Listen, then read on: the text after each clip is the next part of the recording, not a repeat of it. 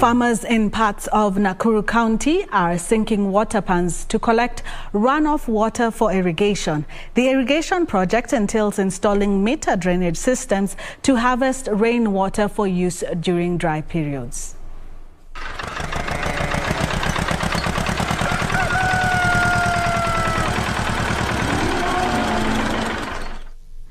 Parts of Bahati, Nakuru County are dry with minimal agricultural activities taking place there due to the harsh weather.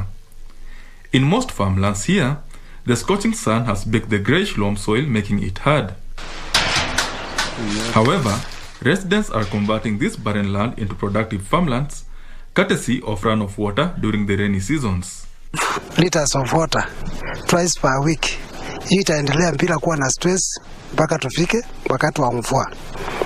Hapo taona tumechimba hizi retention ditches.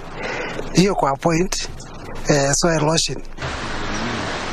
They are harvesting the runoff water and storing it in water pans they have sunk for use to support farming activities during the dry seasons. Hiyo ndio inatusaidia wakati kama huu dry season from December to late March. Hii ile kuange na mvua. Avocado farmers here produce the fruit around the year, benefiting from high prices during the country's off-season after employing this innovation.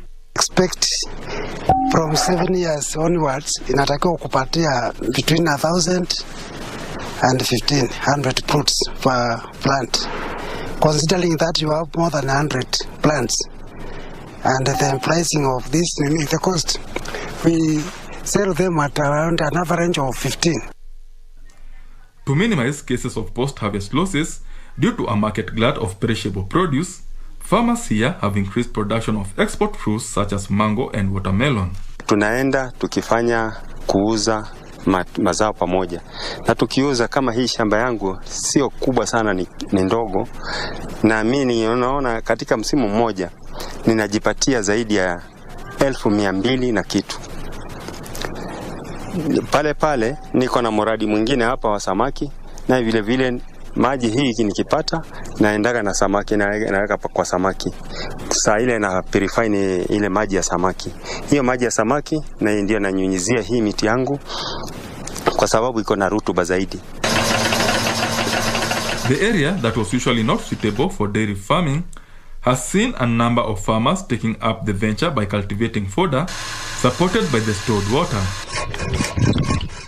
This has attracted the attention of the national government through the National Agricultural and Rural Inclusive Project that has invested 13 million shillings in sinking additional water pans. Management ya Creta Stream sehemu ya juu iligharimu serikali milioni 13, na sehemu ya damu uko chini ambayo tunajaribu kurehabilitate iligharimu serikali shilingi milioni 17. So kwa jumla unaweza kuona serikali imeweza kuinvest karibu shilingi milioni 30 katika sehemu ya hii ya Creta watershed, ndio iweze kusaidia wakulima kujaribu kupata maji na pia kuzuia mmomonyoko wa udongo. Benson Joba for Farmways.